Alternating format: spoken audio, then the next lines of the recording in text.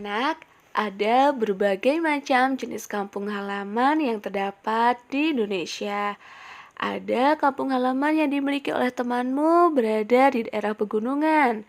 Ada pula kampung halaman yang berada di daerah pantai, kemudian di daerah pedesaan, dan sebagainya.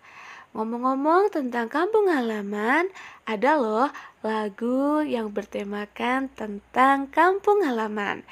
Lagu ini diciptakan oleh Ate Mahmud. Apa ya judul lagunya? Yuk kita cari tahu bersama-sama.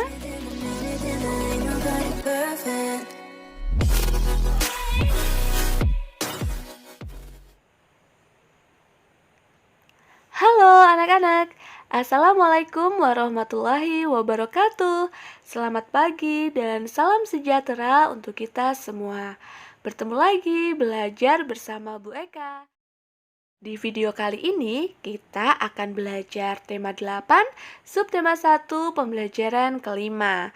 Namun sebelumnya jangan lupa untuk tekan tombol like dan juga subscribe channel pembelajaran ini agar kamu tidak ketinggalan oleh video-video pembelajaran berikutnya. Nah anak-anak, lagu yang bertemakan tentang kampung halaman yang diciptakan oleh Ate Mahmud ini berjudul Kampungku.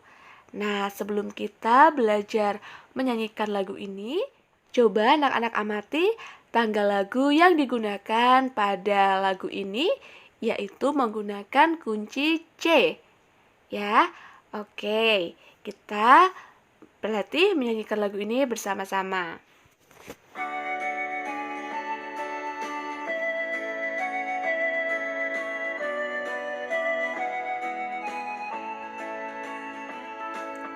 Kampungku tepi sungai dengan rumah bambu. Kampungku tepi sungai tempat lintas perahu.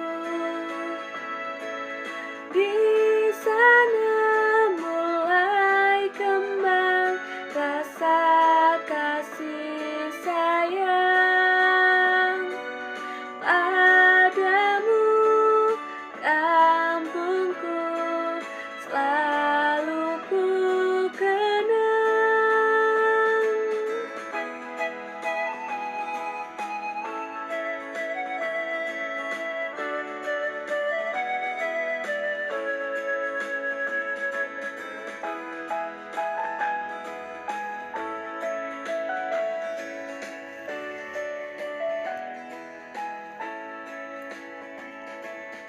Kampungku tepi sungai dengan rumah bambu. Kampungku tepi sungai tempat lintas perahu. Di sana mulai kembang rasa kasih sayang padamu, kampungku selalu ku kenang.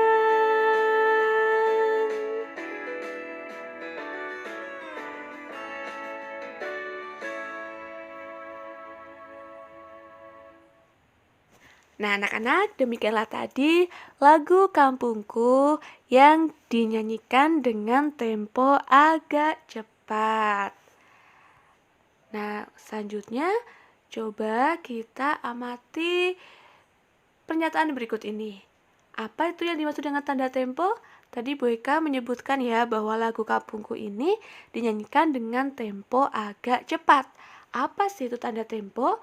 Tanda tempo adalah tanda yang digunakan untuk menunjukkan cepat lambatnya sebuah lagu yang harus dinyanyikan.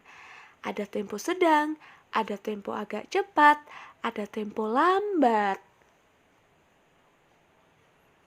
Nah, ngomong-ngomong tadi lagu Kampungku ini kita nyanyikan dengan tangga nada diatonis mayor ya. Nah anak-anak masih ingatkah kamu Apa yang dimaksud dengan tangga nada? Ayo, di pertemuan sebelumnya, di tema 6 kita sudah belajar tentang tangga nada. Masih ingatkah kamu dengan tangga nada? Ya, tangga nada adalah susunan nada yang disusun berjenjang. Misalnya, do, re, mi, fa, sol, la, si, do. Nah, kemudian tangga nada diatonis ini terdiri atas 8 nada. Tangga nada diatonis ini dibagi menjadi 2, yaitu tangga nada diatonis mayor dan juga tangga nada diatonis minor. Nah, tangga nada diatonis mayor ini memiliki interval atau jarak nada yaitu 1, 1 setengah, 1, 1, 1 setengah. Maksudnya bagaimana? Nah, ini Bu Eka tampilkan kunci nadanya.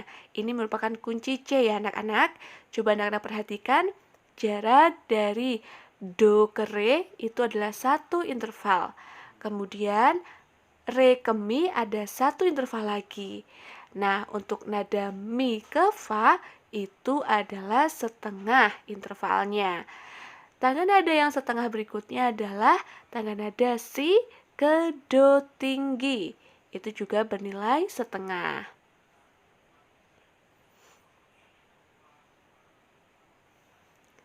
Nah, anak-anak, ciri-ciri tangga nada diatonis mayor, masih ingat ya, yang pertama adalah bersifat riang gembira, kemudian dinyanyikan dengan bersemangat, dan biasanya diawali dan diakhiri dengan nada do.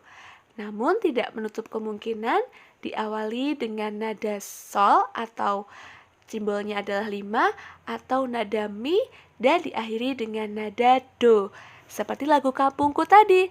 Coba anak-anak buka kembali bukunya halaman 35 bahwa lagu Kampungku ini diawali dengan nada sol, kemudian diakhiri dengan nada do. Anak-anak, lagu Kampungku ini menceritakan sebuah kampung di tepi sungai tempat perahu-perahu melintas. Rumah-rumah di kampung itu kebanyakan terbuat dari bambu.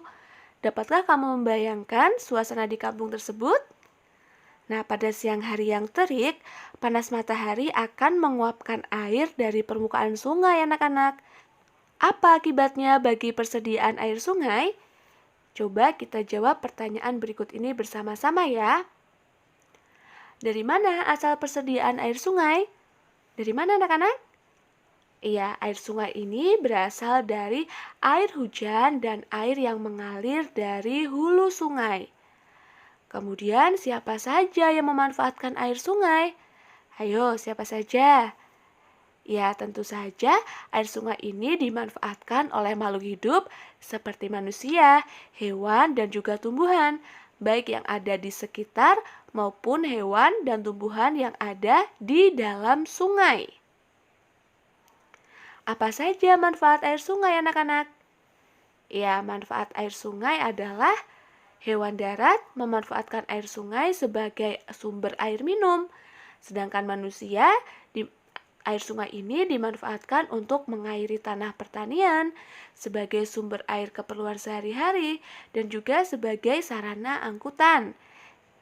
Nah, maksud dari air sungai sebagai sarana angkutan ini, misalnya seperti daerah di Kalimantan itu anak-anak, daerahnya adalah banyak terdapat sungai-sungai besar.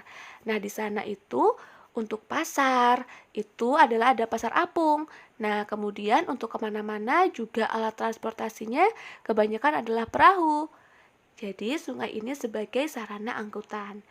Nah, tumbuhan yang hidup di darat sebagai sumber air untuk proses fotosintesis. Sedangkan hewan dan tumbuhan sungai menggunakan air sungai sebagai tempat hidup mereka.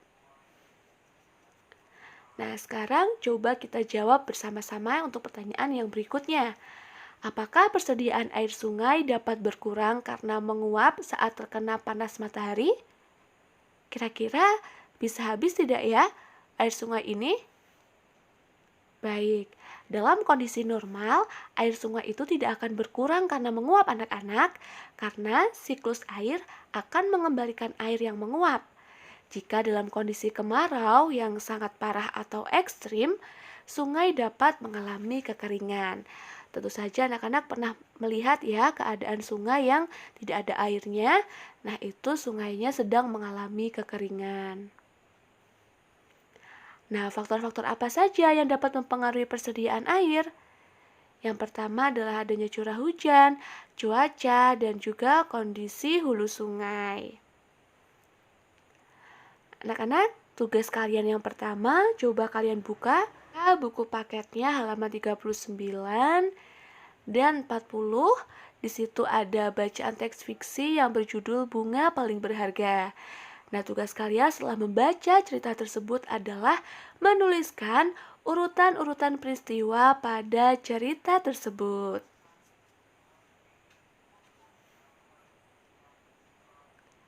Nah, anak-anak, jika kalian sudah selesai mengerjakan urutan-urutan peristiwa pada cerita fiksi tersebut, silahkan anak-anak kerjakan latihan soal ini ya. Ada 10 latihan soal, jangan lupa soalnya ditulis, kemudian dijawab, dan dikirimkan ke guru kalian masing-masing untuk mendapatkan nilai. Kita bertemu lagi di pertemuan berikutnya. Sampai jumpa anak-anak.